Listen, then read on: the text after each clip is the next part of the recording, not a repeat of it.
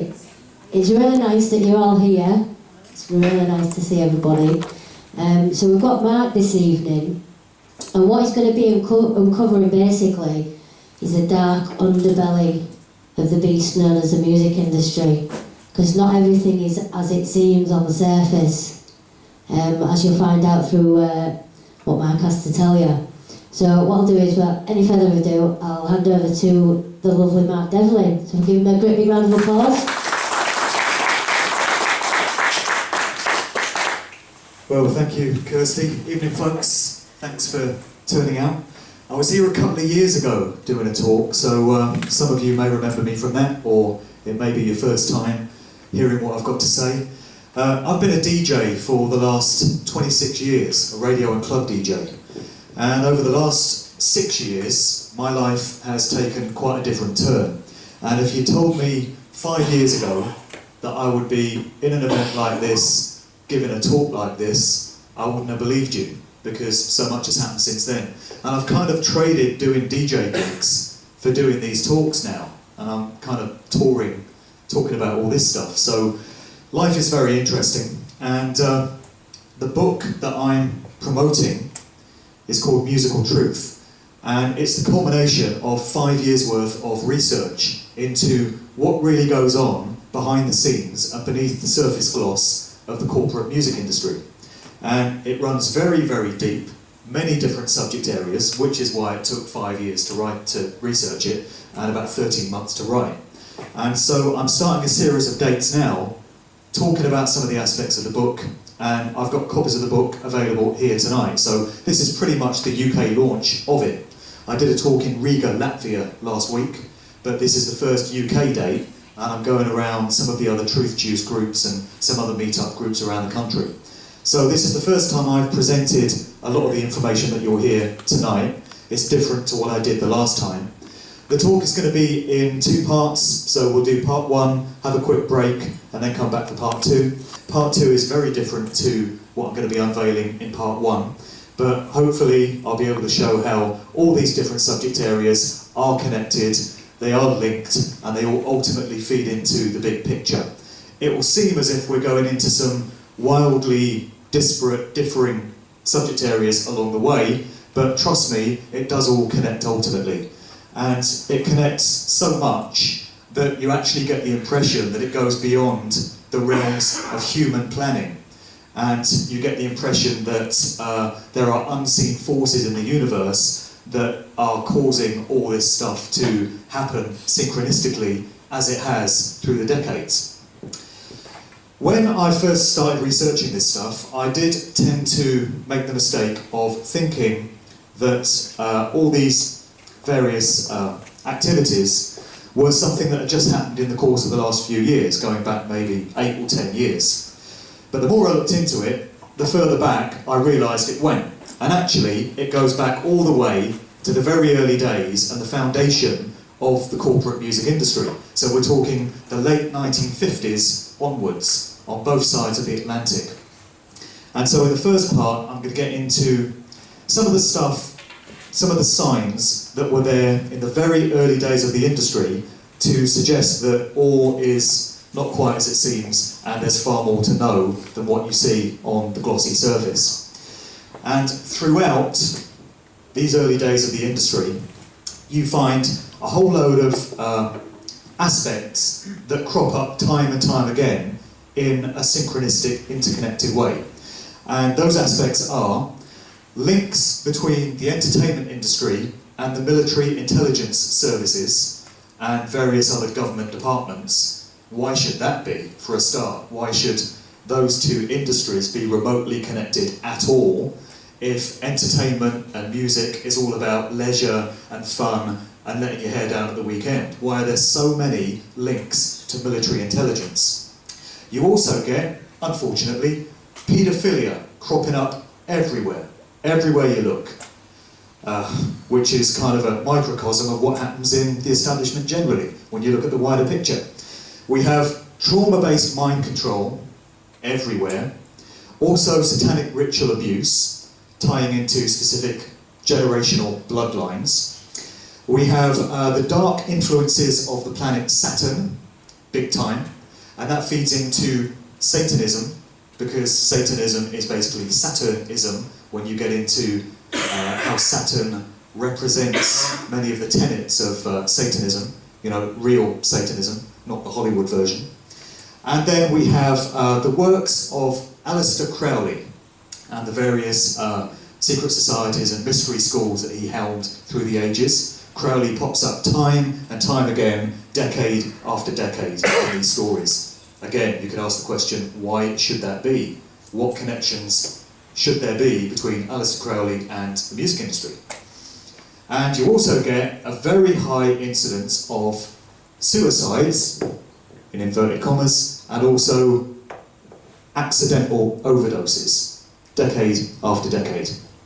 So let's take it right the way back. There's a fascinating article which I cite in the book, which was written by a former British intelligence operative known as T. Stokes. And this article was later expanded upon by Chris Spivey. You might be familiar with the British writer Chris Spivey. He kind of embellished this article on his website a couple of years ago, and it just goes on forever. It's like the longest article you'd ever read. It's almost like a book in itself. And in it, T. Stokes just documents the amazing links between so many of these areas that I've just mentioned. And there are various characters that crop up in it. A very young Cliff Richard crops up in this story, and as far as I know, there's still a couple of police investigations open into Cliff Richard's extracurricular activities, specifically dating back to 1985 to this Christian rally event, also involving Billy Graham. And last I heard, this investigation was still open in terms of allegations of child abuse there. So is there more to know about the true nature of Cliff Richard? Well, he pops up in this story anyway. He was closely linked to this fella, who was a Tory peer in the post-war years by the name of Lord Boothby. And another thing that you find a lot in this story is there's lots of sirs and there's lots of lords. Why would that be? They pop up all over the place. Also linked to this story is the Labour MP of the time, Tom Dryburgh, the Kray Twins, and Jimmy Savile. Surprise, surprise. Decade after decade, you find Jimmy Savile interconnected into this labyrinth of different storylines. So here's a young Cliff Richard with Jimmy Savile, and what's going on here? He's freaking hypnotising him. He's got a bloody pendulum out there. I mean, talk about placing things in plain sight. Jimmy Savile just seemed to know everyone at the time. Here he is with Elvis Presley. He really did get everywhere, didn't he? So, as I said, the early days of the industry on both sides of the Atlantic show these same hallmarks and these same aspects going on. Here's Jimmy Savile with the Beatles. He was very closely connected to the Beatles, actually. He worked for a time as their roadie, used to drive them to their gigs, and he promoted them for a while, and just very closely tied into that whole Beatles camp. So, you know, he's got all the big artists of the day covered there, close links to Elvis Presley, Cliff Richard, the Beatles, it goes on. Here are the Kray Twins, the notorious gangsters from the East End of London that terrorised the 1960s. They're closely linked to this story, and there have been many researchers that have suggested that the Kray Twins, among their various activities, were working to procure children to be sexually abused by the rich and famous, celebrities and politicians of the day. Pretty much what goes on now, actually, but going on way back in the 1960s. Also suggestions that the Kray Twins may have been the victims of trauma-based mind control themselves when you get into the areas of MK and monarch programming and such. Twins were often favoured in many of the experiments that took place within these horrific trauma-based mind control activities. The notorious Nazi doctor Joseph Mengele famously experimented on twins, and there have been some that have suggested that the Kray Twins could have been a part of that whole program, and this would account for their sudden mood swings from often very urbane and placid to suddenly becoming very violent and psychopathic. That's another part of this whole fascinating story. We get into the BBC, that nice organisation with those nice people, you know, which in truth is, of course, a propaganda arm for the British establishment.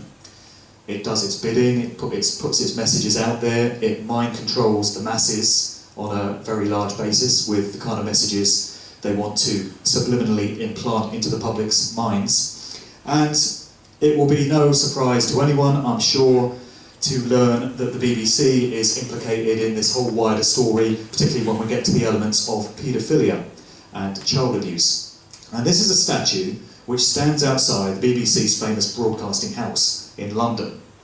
One of the themes that we'll be getting into in this talk is how the dark controllers of these industries and of other areas of the establishment like to place the truth about what they do and what they plan to do right there in plain sight. They seem to feel the need to communicate what they're doing, to give us the opportunity to know. We'll be getting deeper into these concepts later, but isn't it interesting that this statue stands outside their iconic building, and it's known as Ariel and Prospero, and as you can see, it depicts an adult male with a child, a naked child, writhing against his crotch. And, the adult appears to be enjoying the experience very much. So, given what we're coming to understand about the true nature of the BBC and what they're so desperate to cover up, isn't that an interesting emblem for them to have displayed outside their building for decades? They haven't taken it down, they haven't removed it, they've had the opportunity to do that, but it still stands. So, back to Jimmy Savile, and staying with the BBC, you will be familiar with the annual money grab known as Children in Need, which the BBC rolls out every November. And isn't it sick, and isn't it just a piss take that Jimmy Savile was wheeled out on more than one occasion as the public face of children in need? Well, we know why children are in need. They're in need of bloody escaping for the BBC. But Savile was wheeled out as the figurehead for this particular event. And we have some very interesting symbolism going on with Pudsey Bear there, which ties into, again, the idea of the controllers placing things in plain sight for all to see. You can see that he's got one of his eyes covered with a bandage, which has always been the way he's been presented, and he's sitting inside a pyramid. And when we get into some of the later connotations involved with occult symbolism and mind control, that will make a whole lot more sense. But anyway, I think it's pretty sick that Savile was presenting that particular show, but then you realise it doesn't end there. One year, Gary Glitter was wheeled out to beg the public to impart with their money for this wonderful cause. There he is with Pudsey Bear with his bandaged eye once again. How sick is that? And here's Rolf Harris, not to be left out. They've got the whole crew there, haven't they? I'm sure Stuart Hall is probably in there somewhere, and I could probably find Jonathan King if I looked hard enough, but there's the main suspects anyway. And once again, here's this image. It's been slightly amended in recent years. They don't involve the pyramid anymore, but it's not the last time we'll encounter pyramids in the area of symbolism that we'll be going into. And it's not the last time we'll encounter one eye being covered either. So I mentioned that one of the other consistent elements in this amazing story, going right the way back to the early years of the industry, is Aleister Crowley, the notorious occultist and Satanist and ceremonial magician. I'm sure many people are familiar with his various works through the different organisations that he worked with. It is very interesting how many times he crops up, given that he wasn't a musician himself, or he wasn't a rock star himself, but he does take on a kind of iconic rock star type status in the overall story, as I bring out in the book. At the back of the book I've got an index where I list the pages on which certain key names appear, and you look under Aleister Crowley and the pages just go on and on and on, because he's everywhere. Specifically, Crowley popped up on the sleeve to the Beatles' iconic album, Sgt. Pepper, in 1967. They've got an array of various different characters, many of whom are quite suspect when you get into their backgrounds. And at the time, the Beatles said, these are the people that inspired us, these are our heroes. And Crowley was sat there in the back row, which caused many an eyebrow to raise as to why that should be. There's been an obsession with Crowley by many musicians through the ages. David Bowie was famously into him. On his track Quicksand, he references him in the lyrics. Elton John has been a big-time Crowley devotee. He apparently owns many of his works, many of his books. He studied him for a long time, and he's said to have inspired the way he puts songs together as well. Ozzy Osbourne put out a song actually called Mr. Crowley in the early 70s. Many other artists have expressed an interest in him as well, including Jay-Z, bringing it right up to date. Jay-Z is pictured sporting a sweatshirt with "Do What Thou Wilt" on it, which is part of Crowley's famous phrase, "Do what thou wilt shall be the whole of the law," from his Book of Magic. This is Jimmy Page of Led Zeppelin, and he's pictured outside Boleskine House on the shores of Loch Ness in Scotland, which famously was Aleister Crowley's home for a time. And Crowley is said to have performed a particular ritual there, where he was trying to summon up certain entities by performing this ceremonial magic. And by all accounts, Crowley was called away urgently to business in France, and he was unable to complete the ritual. And as a result, these demonic entities kind of hung around the house and eventually had to be exorcised. But throughout its history, Boleskine House has been linked to stories of supernatural apparitions and horrific things going on.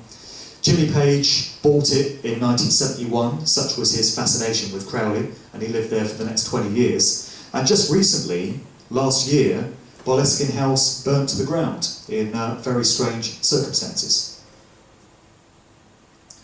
Now, here's Jimmy Page again, with a 14-year-old girl who was known as Lightning Laurie. Her real name was Laurie Maddox, and she was a rock groupie, famously. She appeared in a VH1 documentary quite recently, talking to another groupie by the name of Pamela Des Barres, and she was talking about her years as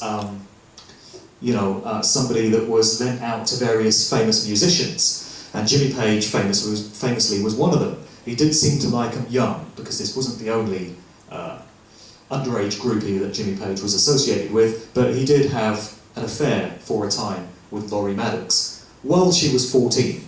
So, whichever way you cut it, that makes Jimmy Page a paedophile. And it's very interesting that he's not been arrested and questioned in the midst of Operation U-Tree and all these other investigations into historic paedophilia that are supposed to be going on at the BBC and beyond.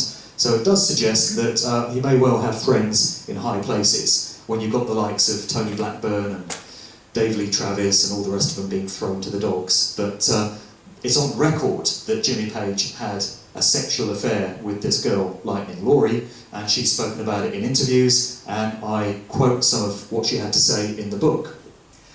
But it would appear that Jimmy Page wasn't the only one to have gone there, because also in an interview, Laurie Maddox has revealed that before she embarked on her affair with Jimmy Page, she was involved in an encounter with David Bowie. And she was 13 at the time, and David Bowie, she says, deflowered her. So this casts some interesting light on what David Bowie was getting up to in those days. And of course, we won't be hearing any more about him getting into trouble for that, given the announcement that we got in January. But nothing further has been heard about Jimmy Page either. So here we have the ever-present kind of spectre of paedophilia rearing its head. So we're back to Savile, and as well as the Beatles, he was also closely associated with the other major British rock group of the 1960s, the Rolling Stones. Why would he not be? Why would anyone be surprised when he was everywhere else? So here he is with Mick Jagger. And I've got a chapter in the book which I've titled Dark Occult Aspects of the Rolling Stones, because there's lots to say about it. When you get into Satanism and dark occult rituals, the Rolling Stones have been steeped in this stuff ever since their very early days. And it's not as if there's not enough clues to let us know that that was the case. We also have the story of the Rolling Stones tying back into these links with military intelligence backgrounds. it all comes back full circle to the same place, ultimately, when you dig deep enough into the story. Now, the founding member of the Rolling Stones, it wasn't Mick Jagger or Keith Richards, it was Brian Jones, and this is him. Looks a bit like Robin Asquith, the sex comedy actor of the 1970s. But anyway, when you delve into the family background of Brian Jones, it turns out that he grew up in Cheltenham and that his father worked for various government departments. He was an aeronautical engineer, and he was very instrumental in the setting up of GCHQ, General Communications Headquarters in Cheltenham, which is kind of the UK's version of the NSA. So it's all about spying and surveillance. And so we have another link between the rock industry and all this stuff, military intelligence. In most cases, it's via the father. The father, in all these cases of these prominent rock musicians, is somehow tied back into these various secret service institutions or various government departments. So there's GCHQ. More than a little resemblance and connotations to Saturn when you get into Saturnic symbolism and the rings of Saturn and such. I would suggest it's no accident that GCHQ has these various connotations of Saturn.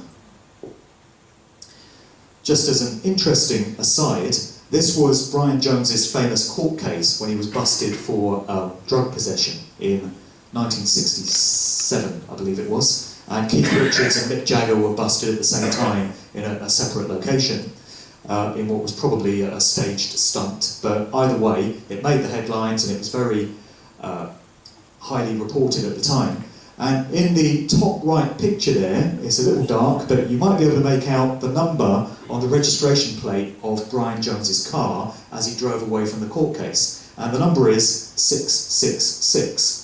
And it's not the last time we'll be meeting 666 in this story either. Brian Jones died in very mysterious circumstances on the 3rd of July 1969.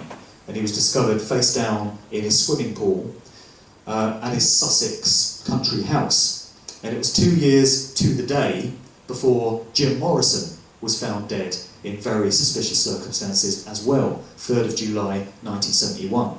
But yeah, Brian Jones, founding member of the group, with those military intelligence connections via his family, died in very strange circumstances, and he was aged 27. And that makes him one of the prominent members of this 27 Club that you may have heard of. And this is a group of prominent musicians that have all died in strange circumstances, very suddenly, and they all happen to have been 27 at the time it happened. So you have Brian Jones, you have Jim Morrison of The Doors, Jimi Hendrix, Janis Joplin, the blues musician Robert Johnson, taking it way back. Then you have Kurt Cobain of Nirvana, and also Amy Winehouse, and a whole bunch of others as well. They're the prominent ones. Staying with the dark occult aspects of the Rolling Stones, we of course had the track Sympathy for the Devil, one of their most famous. So if we're talking about placing the truth right there in plain sight, there's an interesting record title to get your head around. And they also put out an album at the end of 1967 called Their Satanic Majesty's Request. And this was the sleeve. It was taken to be a kind of answer-back version to the Beatles' Sgt. Pepper, which had come out 6 months before. And the cover sleeve bears some similarities. But you've got all kinds of occult stuff going on there. Mick Jagger in his wizard's hat with a crescent moon on it. And there's Saturn hovering overhead, a blood-red image of Saturn. So lots of stuff to get into there. The Rolling Stones were also closely associated with a filmmaker by the name of Kenneth Anger. And he was a Satanist, quite open about it, very closely connected to Anton LaVey's Church of Satan. And Kenneth Anger's speciality was making short movies which were composites of various striking, very iconic images, all spliced together very quickly. And the most famous film that he put out was called Lucifer Rising. He also did one called Invocation of My Demon Brother. The Rolling Stones were closely associated with the making of both movies, and Mick Jagger composed the original soundtrack to Demon Brother, and he was also involved in Lucifer Rising. And this is a shot of Marianne Faithfull, who was one of the two female characters that were closely associated with Rolling Stones. The other one was Anita Pallenberg, and these two crop up throughout the history of the group in the 60s and the 70s. And this shot has Marianne Faithfull playing the character of Lilith in front of the Great Pyramid in Egypt with an image of the rising sun in her headdress there. Very esoteric, occultic imagery, courtesy of Kenneth Anger, and very much tied into the Rolling Stones camp. And when you really get into the story and follow the connections further, it ties into this organisation out of San Francisco in the late 60s, which was known as the Process Church, the Process Church of the Final Judgment. And this was an organisation which in turn was closely associated with Charles Manson and the Manson Family. We're getting into the infamous Manson Family murders of August 1969 here, and all the kind of ritualistic significance that involved. As I say, when you follow the links, you find that all these things are ultimately connected. The Beatles tie into that whole scene as well, so do the Beach Boys. You know, how can these things be linked? What's going on here? One other incident in the Rolling Stones' history that is definitely worth mentioning when we're talking about dark occult aspects, and also the incidents of sudden death, which seems to have followed the group around through the decades. So I mentioned the mysterious circumstances of Brian Jones being discovered in his swimming pool. There was this famous concert that the Rolling Stones performed at Altamont Racetrack near San Francisco in 1969. And during the show, the group performed the track Sympathy for the Devil, and directly afterwards there was this black kid. I think we're struggling to make out the image here because it's a bit dark, but the arrow is pointing out this 18-year-old black youth by the name of Meredith Hunter. And during this show, where the security, so-called, was provided by Hell's Angels, you can see one of them at the front there, and witnesses to the concert, those that were there, and also fellow performers such as Grace Slick of the group Jefferson Airplane, who were also on the bill, I've spoken about this very unsettling, dark, brooding, menacing atmosphere that there was at this show before this incident went down. And they just said that something didn't feel right about it, the energy just felt really bad. And what happened was, as the Rolling Stones were performing, this kid was stabbed to death right down the front of the stage, in front of the whole audience. And it's a very dark aspect of the Stones' history, and it just ties into the overall story of what's followed this group around through the decades. And we're bringing it right up to date here, going back to 2014. This is Mick Jagger's girlfriend of the time, who was a model and actress by the name of Lorraine Scott. And we got the news in 2014 that she had very suddenly committed suicide. As I said, there are suicides and accidental overdoses everywhere you look in this story. Now, Lorraine Scott had, the evening before she was discovered, hosted a dinner party for friends, and she was said to be in good spirits. She was obviously very wealthy and very successful in her career, and yet for some reason she felt the need to hang herself with a silk scarf the following day after her dinner party. Maybe it didn't go too well, I don't know. But seems a bit suspicious to me, and it's just the latest in a long line of sudden deaths that have followed the Rolling Stones around. And I go into much further detail about it in the chapter in the book. So we're in the era of the mid to late 60s, and crossing over now to the other side of the Atlantic, we have this area of Los Angeles, which is known as Laurel Canyon. This community, which was responsible for spawning so many of the important, notable, iconic, legendary musical acts that came to characterize the whole hippie era, the counterculture movement, the anti-establishment, sort of anti-Vietnam War era, that whole scene. All the prominent members of the musical community that came to represent all of that just happened to have come out of this particular community in Los Angeles. So we're talking everyone from the Doors to the Mamas and the Papas, Crosby, Stills, Nash and Young, Arthur Lee and Love, Frank Zappa and the Mothers of Invention, Buffalo Springfield, Captain Beefheart, Joan Baez, Joni Mitchell. There's connections to the Eagles, there's connections to the Beach Boys, and all these acts kind of came out of this particular community. But they came to it from miles around, from all over the United States. They came down from Canada, and some acts even came over from the UK. So what was it about this one particular area of Los Angeles, which previously had no musical heritage or history at all to its name, which caused all these musicians to congregate there? And there's been some great research on what happened in Laurel Canyon, done by this American writer, author, researcher by the name of Dave McGowan. And he was the first to highlight the many connections that there were between these prominent musicians coming out of Laurel Canyon, and once again, connections going into military intelligence, government departments, and the secret services. And Dave McGowan first put out a web series in 2008 detailing many of his findings when he delved into the family backgrounds of many of these prominent musicians. And he later put out a book, which was published in 2013, called Weird Scenes Inside the Canyon. So that's the book, and that's Dave McGowan. And unfortunately, Dave McGowan passed away last year. He died of cancer, by all accounts, reportedly, and he just happens to have died on the 22nd of November last year.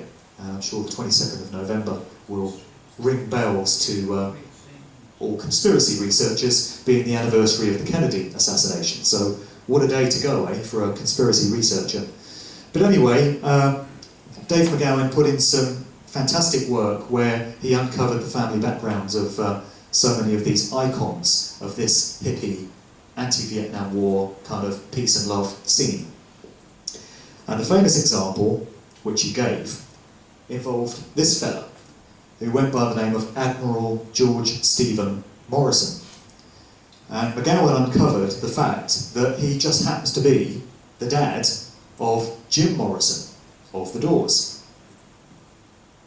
There's Jim, and here is a rare photo showing a very young Jim Morrison before he morphed into this legendary, iconic rock god of the late 60s. Here he is looking very different on the bridge of his father's ship. And this was from January 1964. So within a couple of years, he'd been transformed into this icon of youthful rebellion that characterised the whole spirit of those times. But it turns out that Admiral Morrison was the naval commander in charge of the fleet of ships that was involved in the Gulf of Tonkin incident, or non-incident, because it's since been shown to be a hoax and a faked event. The US military has even admitted that this was the case. But nevertheless, this was the event that was used to fast-track the US into a very bloody, ongoing ground war in Vietnam. And Jim Morrison's dad just happens to have been, the commander of the ship which springboarded that whole war into being. And yet here you have his son, who is a kind of poster boy for the anti-war generation. How do these two elements fit together? How does that juxtaposition work? Well, it only works if you accept the suggestion that rather than being an organic grassroots movement that just happened to take on a life of its own, that whole hippie scene and all the prominent musicians that spearheaded it were in fact a product of a military intelligence exercise in social engineering and mass mind control, and that the whole thing was brought into being under controlled conditions. There was nothing in Laurel Canyon before all these artists congregated there. Very soon afterwards, there were recording studios popping up, there were music clubs, but when you look into what else was there, you also discover that there was a very large military intelligence research facility that just happened to be located within the community that all these artists were coming out of. And it wasn't just musicians that were associated with Laurel Canyon at the time. Many of the prominent actors that were also icons of that generation, particularly Dennis Hopper and Peter Fonda of the Easy Rider movie, came out of that whole scene as well. So there's connections into Hollywood, and Hollywood and the corporate music industry are very, very much linked at the upper levels when you get into who really owns and controls them. There are three facets to the entertainment industry that all tie into each other. So it's Hollywood movies, it's television, and it's the music industry. And the controllers at the top of all of these are ultimately the same forces you come to discover. So another musician of these times was Frank Zappa, of Frank Zappa and the Mothers of Invention. And McGowan uncovered that when you get into his family background, he was actually born on the Edgewood Arsenal military base in the US and grew up there. And his father was a chemical weapons engineer. And Frank Zappa's made some very profound statements over the years about the truth of what's going on in the world, and some very potent messages that he's put out. And they seem to be entirely at odds with his family background. So it leads you to wonder whether he was genuinely rebelling against what he came out of, or whether his messages were, coldly, cynically calculated to be put out there the way they were. I don't really know what was the case, but it's another enigma to get your head around. So just staying on the subject of military intelligence backgrounds connected to the fathers of many prominent music makers, this guy is Miles Copeland, and he's a big-time career CIA guy. And he just happens to be the father of Stuart Copeland, who was the founding member of the group The Police, alongside Sting and Andy Summers. And there was an interview that I heard recently with McGowan, just shortly before he passed, where he was talking about the background of Copeland. And Miles Copeland had 3 sons. So Stuart Copeland was one, and he was the founding member of a group called The Police. One of his other sons founded a music management company. I forget the exact name of it, but the initials of it were FBI. And his other son also founded a music distribution company, and the initials of that one were IRS. So you've got the father working for the CIA, and 3 of his sons founding the police, the FBI, and the IRS. I think somebody's taking the piss. Or it could be placing it right out there in plain sight once again.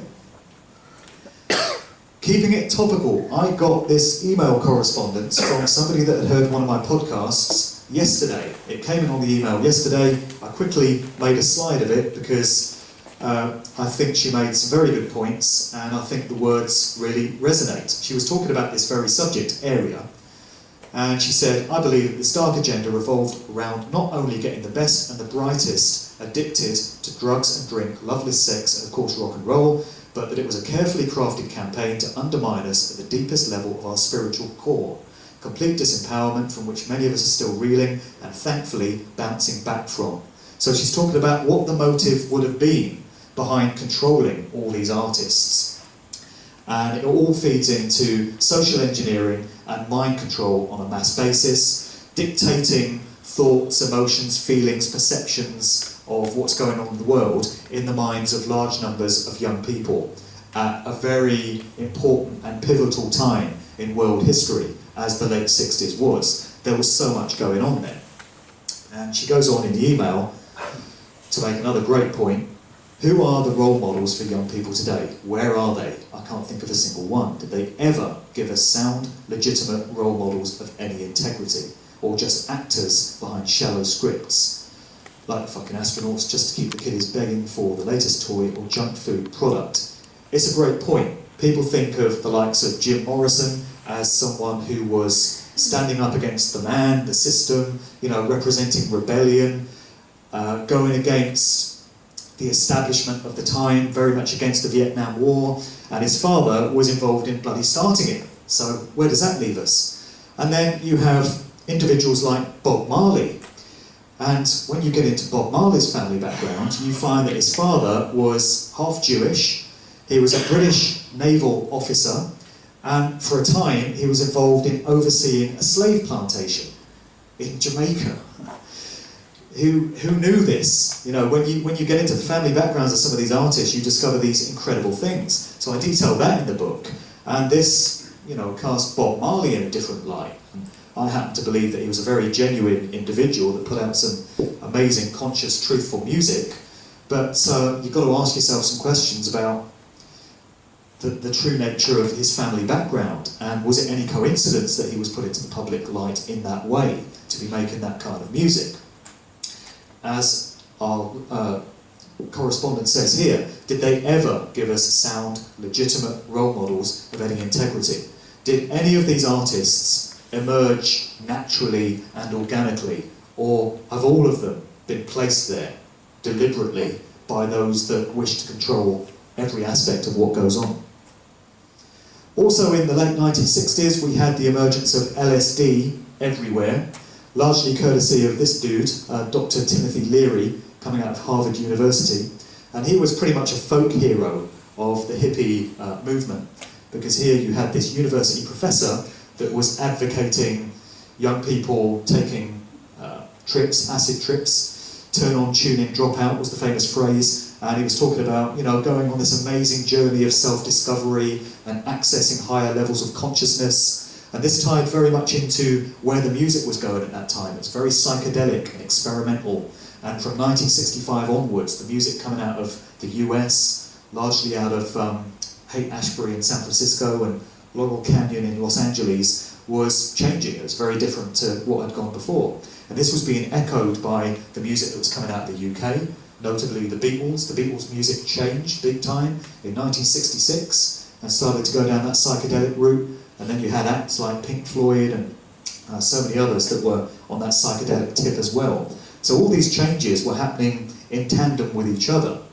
Also in the 60s, you know, we had the Kennedy assassination, or both of them, JFK and Bowie. Then we had Martin Luther King and Malcolm X. At the same time, you had the Vietnam War raging. You had the Apollo faked moon landings going on in 1969. And in tandem with Timothy Leary, you had a character by the name of Ken Kesey that used to ride around all these hippie communities in San Francisco and Los Angeles in this psychedelic, brightly coloured bus. And it was known as Ken Kesey and his Merry Pranksters. And Ken Kesey was the author of the novel One Flew Over the Cuckoo's Nest, which was later made into a movie in the 70s starring Jack Nicholson. But when you get into the background of Ken Kesey, there is evidence that points to him being a victim of mind control himself, trauma-based mind control, which ties into the whole MKUltra agenda. And One Flew Over the Cuckoo's Nest is set in a kind of psychiatric research institution. And so a few years later, we have Ken Kesey riding around California in this bus, giving out free LSD to all the kids and inviting them to take a free trip, you know. So where could that have come from? Also, at the same time, we had the establishment of an organisation which feeds into the music industry story in many ways. And this was the Church of Satan, headed by the very charismatic high priest, Anton LaVey. And this was very much the public face of Satanism. And it was used to bring in a number of people at kind of entry level to these various dark occult societies, and to filter out those that they felt could be put to use at higher levels within these institutions. There were many celebrities that were a part of the Church of Satan and were quite open about it. Sammy Davis Jr. was a very famous member and was actually a priest within it. Jane Mansfield was within it as well. And more recently, we've had Marilyn Manson, who has become a high priest of the Church of Satan, appointed by Anton LaVey himself, who's now deceased, and also Mark Almond of Soft Cell. Who knew that? And that's before we even get into the Paul McCartney replacement theory, aka Paul is dead. I'm not going to do a presentation on this tonight, because if I get into it, we'll be here till about Christmas.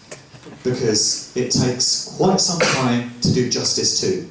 The idea that the real Paul McCartney died in 1966 and was replaced by an imposter is not something you can do justice to in a 30-second soundbite.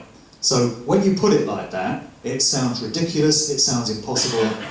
There's a reason why my chapter on this subject is 15,000 words long, and it's one of the longest chapters in the book, because, as I say, you can't just pay lip service to it. If you want to go down this particular rabbit hole and really look at this subject area fully, you need to devote a lot of time to it.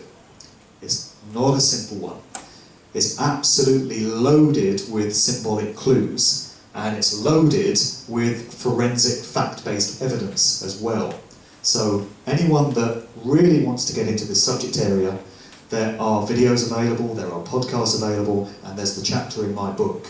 But it does feed into this whole story, and it's very much a part of what happened in the 1960s, and very specifically what happened in 1966, which is a very key year to the story that we're looking at.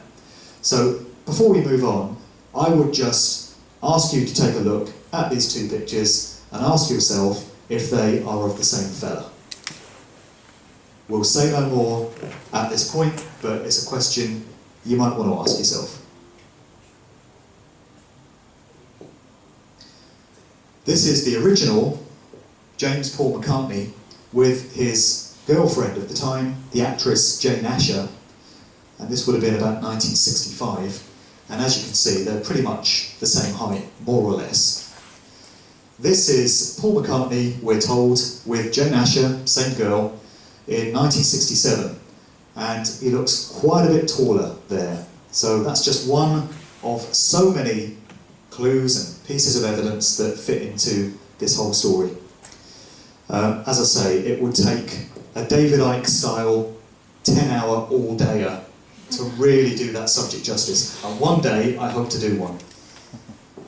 A very iconic movie from the late 60s, which has some incredible synchronistic and synchronistic links to everything else that we've been talking about, is Rosemary's Baby, which is an incredible film. It's very unsettling. I would say it's far more scary than the likes of The Exorcist and The Omen, because it's presented as a work of fiction, but I think this movie was telling us the truth about what really goes on in certain aspects of society. It was directed by Roman Polanski, who has since been convicted as a paedophile, so there we have that aspect cropping up once again. His wife was Sharon Tate, who was one of the victims of the Manson family murders in Cielo Drive, in that infamous incident of August 1969. So we have a tie-in to the Manson family there, and the Process Church, and dark occult satanic rituals. And what happened in the plotline of the movie was you had this young couple, played by Mia Farrow, Woody Allen's wife of one time, and John Cassavetes. And the guy is a wannabe aspiring actor. He's trying to make it big as an actor, but he's not having much success. And they unwittingly fall in with this group of Satanists in the apartment block where they live, which just happens to be the Dakota Building in Manhattan, outside which John Lennon was assassinated in December 1980. So we have a Beatles link into Rosemary's Baby and the Dakota Building. Also, the famous trip that the Beatles made to India to study under the Maharishi, on that trip was the sister of Mia Farrow, who was the star of Rosemary's Baby, and her name was Prudence, and the Beatles song Dear Prudence, Won't You Come Out to Play, was written for Mia Farrow's sister, who was there with them on this trip, and apparently stayed locked away in her room, hence the lyric of the song. So more interconnected, synchronistic links everywhere you look. And this is the stuff that makes me think that it goes beyond human planning. I think that the universe is kind of causing all these things to connect and link in together. When you get down to synchronizing frequencies and synchronizing consciousness, these things just seem to occur as a natural process of the universe. But it really is fascinating the way they all link together. And so the striking thing about this group of Satanists that they fall in with is that they aren't obviously that. You don't see them sacrificing chickens around the campfire at midnight, you know. They're ordinary people. It's their elderly neighbours and a family friend of theirs and this seemingly respectable doctor. They all turn out to be a part of this satanic cult. And the guy falls in with them and basically makes a deal with them. He sells his soul to them. And they promise him great success as an actor if he will do some work for them and get with their agenda. And so he does, and he starts getting the roles. And this is why I see this movie as symbolic of what really goes on in the entertainment industry when you get down to it. Getting into the idea of celebrities selling their soul, literally, not metaphorically, in exchange for fame and fortune. This kind of thing goes on all the time. It goes on in the world of Hollywood movies, it goes on with TV, and it goes on in the music industry. And it's been that way since the very start. And I think Roman Polanski was telling us an aspect of the truth about these things in this particular movie. But it's very iconic and very much of that time. And isn't it interesting that one of the promotional shots for the movie has Mia Farrow covering one eye? And we're going to see more one-eye symbolism as we go on. And that's the Dakota building where this movie was set, looking kind of gothic. Then we have the Manson Family, as I say, very much associated with that event of August 1969, where Sharon Tate and others were brutally murdered in this satanic ritual. The other thing that was kind of esoteric and metaphysical about those times was there was a lot of talk about the incoming age of Aquarius, this new zodiacal age that was supposed to be getting ushered in at the tail end of the 60s, and that ties in with the musical Hair and the song Age of Aquarius. So it's just one more element to all this stuff that was going on in this most fascinating of decades, and particularly the latter half of the 1960s. So many changes happening on a social basis, but also on a kind of metaphysical, esoteric basis as well. One other movie to mention of that time was Stanley Kubrick's incredible, mind-blowing 2001: A Space Odyssey, which I've probably seen about 15 times and could quite happily watch another 15 because you discover new stuff in it every time you see it. And this was released in 1968, the same as Rosemary's Baby was. And the thing about Rosemary's Baby was, although it was released in 68, it was said to be set in 1966. And you have one of the characters, the lead Satanist character, looks at this calendar where 1966 is showing, and he says, this is year one. You know, it all starts here. So there's something significant about 1966. So 66 is the year that McCartney is supposed to have been replaced, according to this theory. 66 is also the year that Anton LaVey established the Church of Satan. And 66 was the year when production work started on 2001: A Space Odyssey, which, as I say, got its cinematic release in 68. And it's loaded with incredible symbolism and imagery, as I'm sure anyone that's seen it will be aware. But what's interesting about it is the year that it kind of prophesies, and the year that it's throwing forward to, which was 2001. And that's the year that was selected by Arthur C. Clarke, who wrote the screenplay, and Stanley Kubrick, as this year in the future that the movie was alluding to. So they could have picked any year in the future, but 2001 was released in 1968, and they opted for 33 years, there's an interesting number when you get into Freemasonry and so many other things, to 2001, not 2000, the start of the new millennium, but 2001. And this ties into something that happened in 2001. I don't know if you remember, but 11th of September, something fairly significant happened in that year, and it involved the Twin Towers of the World Trade Center in New York. And you come to discover that construction on those towers first started in 1966. Here it is, just starting to be put up in that year. So once again, we're back to 66, but there's a throwing forward to 2001. And that, I think, is a good point to pause, because in part 2 we're going to pick up in 2001 and we're going to look at some very different aspects of the story. So we'll have a quick break now, maybe 15-20 minutes. I do have copies of the book here tonight, and at the end of my presentation I'll be happy to sign and sell copies to anyone that wants to buy one, but I'm also able to do that for a little bit now if anyone's interested. But either way, I'll see you again in 15-20 minutes. Thanks very much.